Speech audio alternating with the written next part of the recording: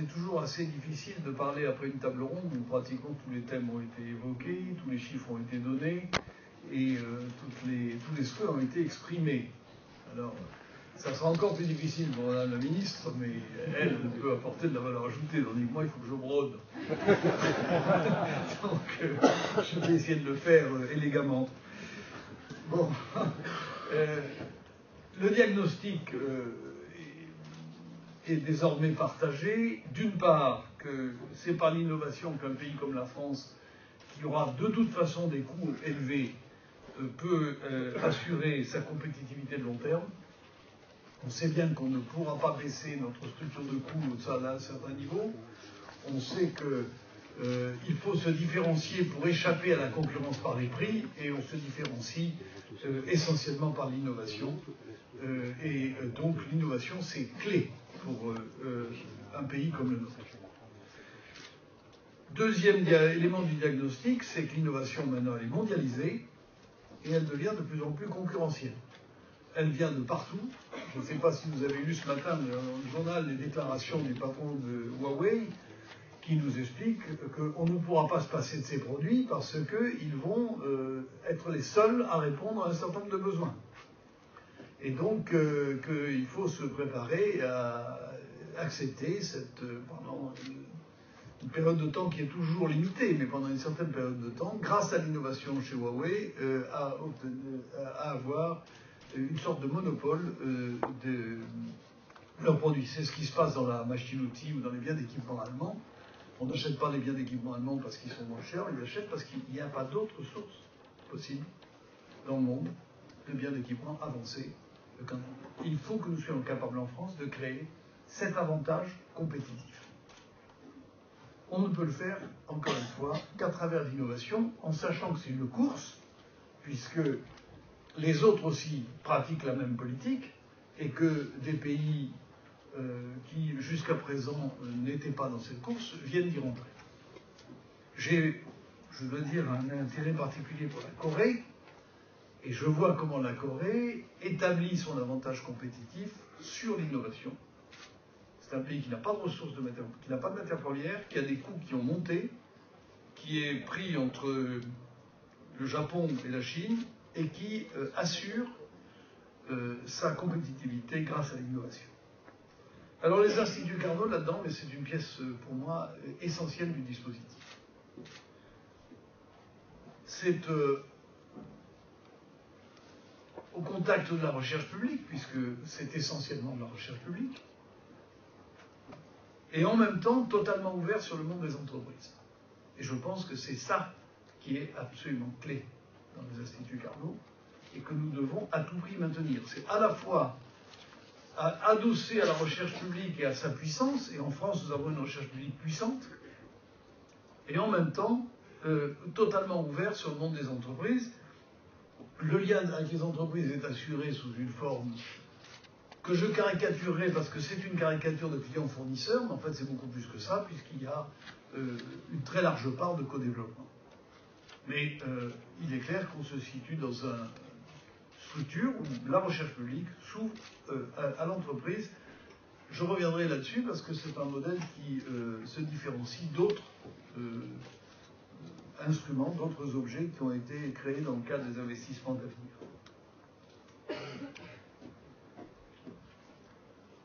Les instituts Carnot sont donc une pièce maîtresse du continuum que les investissements d'avenir essayent d'assurer, ou visent à assurer, parce que j'espère qu'on essaye mais qu'on va réussir, qui depuis la recherche jusqu'à la mise sur le marché, avec toutes les étapes de ce continuum, qui d'ailleurs, que je décris de manière linéaire, mais qui n'est pas linéaire, qui va de la recherche à la valorisation de la recherche, à l'innovation, à l'amorçage, au capital risque, au capital développement, jusqu'au moment où le produit et l'entreprise sont pleinement sur le marché.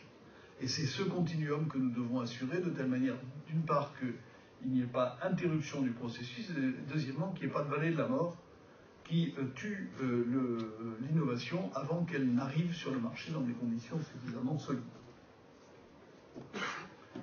C'est à ce titre que les investissements d'avenir soutiennent les Carnot comme une des pièces pour nous essentielles.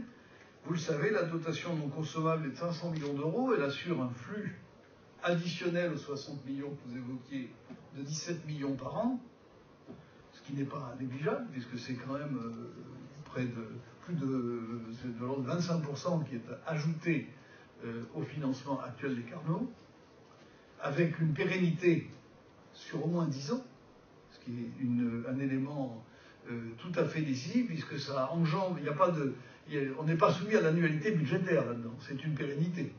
Et je pense que c'est un élément tout à fait stabilisant pour le financement des Carnot. Vous savez que dans le cadre du... alors sur ces 500 millions, excusez-moi parce que j'ai des chiffres, il faut quand même que je les donne, 182 millions ont déjà été alloués, et donc ce qui laisse d'ailleurs de la marge pour allouer le complément. Dans ces 500 millions, 120 millions ont été transformés de non consommables en consommables,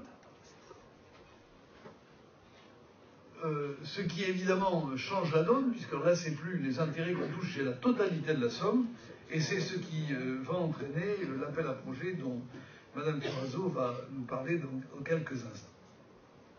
Alors sur le deuxième programme d'investissement d'avenir, celui qui a été décidé le 9 juillet, il n'y a pas spécifiquement d'action Carnot, mais il y a beaucoup d'actions sur lesquelles les instituts Carnot peuvent se mobiliser. Je vous rappelle nos 3 priorités dans le deuxième programme d'investissement d'avenir qui était déjà la priorité du redéploiement. C'est premièrement les technologies génériques, au premier rang desquelles le numérique. Deuxièmement, la santé et l'économie du vivant. Et troisièmement, la transition énergétique. Sur ces 3 priorités, les Carnot peuvent jouer un rôle tout à fait décisif, apporter leurs compétences et leur savoir-faire, et donc je les encourage à être actifs. Alors, quelques souhaits, qui reprendront d'ailleurs assez largement tout ce qui a été dit. D'abord, le constat qui m'a frappé, puisque nous nous sommes vus il y a peu de jours, je n'étais pas conscient, pour être tout à fait clair, que les Carnot, maintenant, boxaient dans la même catégorie que les Fraunhofer. En termes de taille, en termes de volume de contrat, alors que l'appareil industriel français est à peu près la moitié de l'appareil industriel allemand, on constate que les Carnot sont bien plus que la moitié des Fraunhofer. Et je pense que ça, c'est tout à fait décisif. Alors les Fraunhofer, vous le venez de dire, ont une expérience que n'ont pas les Carnot. Ils savent, c'est un mode de travail rodé. Les Carnot sont quand même encore en phase de rodage. Je ne veux pas dire d'apprentissage, parce que ça serait mal connaître leurs compétences, mais je dirais en phase de rodage. Mais le potentiel est considérable, et moi je me souviens, dans mon extrême jeunesse, avoir vu les Fraunhofer comme le Graal qu'il fallait atteindre. Eh bien, le Graal, maintenant, on y est. Et je crois que c'est un acquis tout à fait décisif.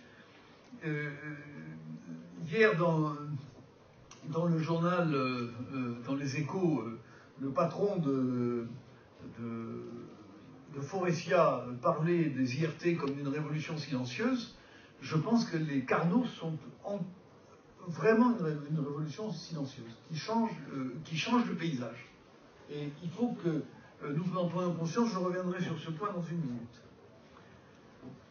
Alors, quelques encouragements et souhaits. Le premier, c'est de continuer la mutualisation. Il faut que les Carnot travaillent ensemble. Et il faut que cette habitude de travailler ensemble, vous savez que un de nos problèmes se développe. Vous savez qu'un de nos problèmes, c'est qu'en France, on ne travaille pas ensemble. C'est la force des Allemands dans tous les domaines. Ils ont une capacité à mobiliser leurs énergies entre centres de recherche, entre Fraunhofer, entre l'appareil de recherche et les entreprises, entre les entreprises et les banquiers. Il y a véritablement une sorte d'esprit d'équipe. Même lorsque les entreprises sont en concurrence, elles trouvent le moyen de travailler ensemble. Moi, je prendrais comme seul exemple l'automobile.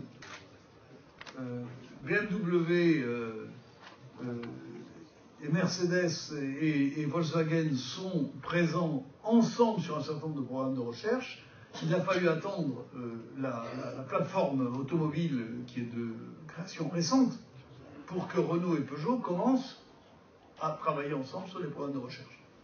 Et je pense que c'est là-dedans qu'il faut aller, et donc cette mutualisation entre les canaux, je ne peux que l'encourager, comme j'encourage évidemment, autant que je le peux, la mutualisation et le travail en partenariat avec les autres objets des investissements d'avenir, les IRT. Alors, le Carnot, c'est la recherche publique travaillant dans une relation client-fournisseur, mais plus que ça, co-développement avec l'entreprise. L'Institut de recherche technologique, c'est les deux dans la même structure, financés à parité, et véritablement complètement associés dans la gestion même de la structure. Et je pense qu'il y a du travail à faire entre les Carnot et les instituts de recherche technologique.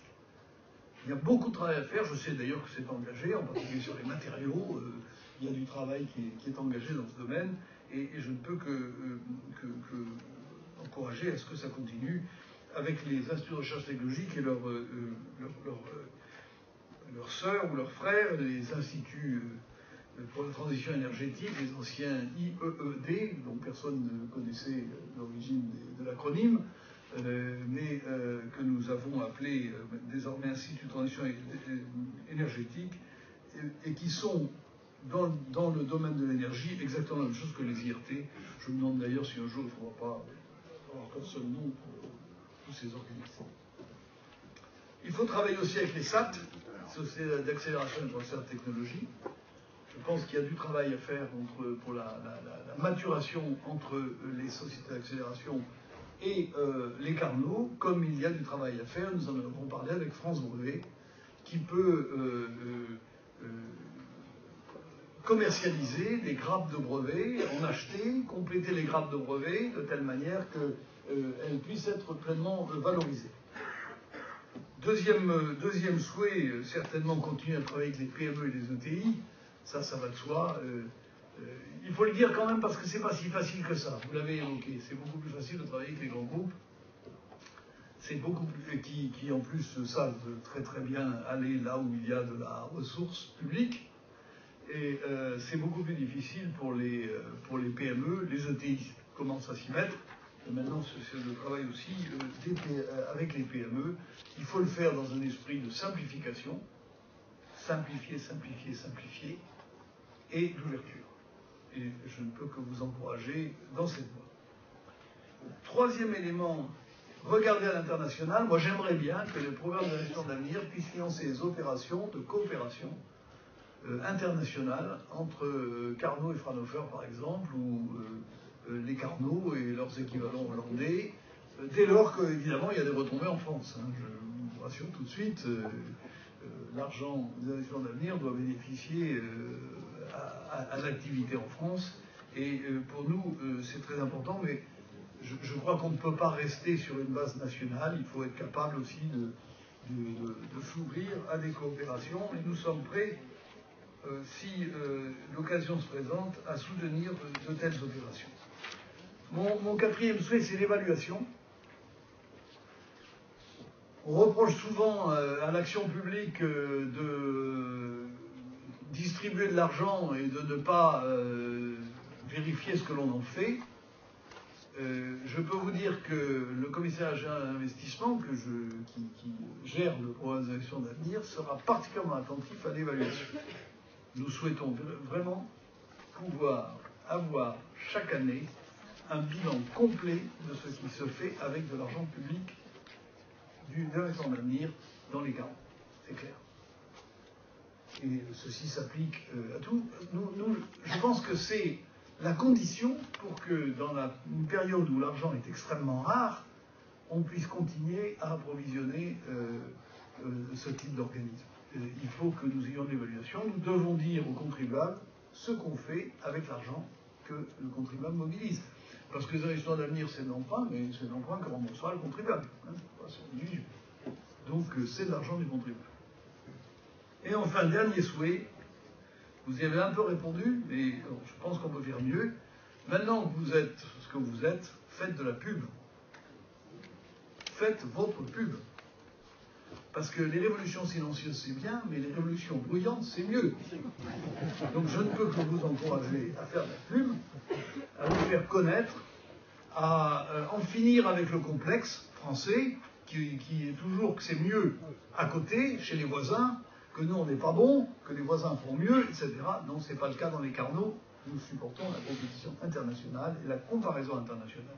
Eh bien, il faut le dire, il faut être capable aussi de vanter ce que l'on est, j'utilise le terme, vous le modulerez, de vanter ce que nous faisons de bien, et avec les Carnot, il y a là une réalisation tout à fait remarquable qu'il faut faire connaître à nos concitoyens et à l'extérieur de France. Merci.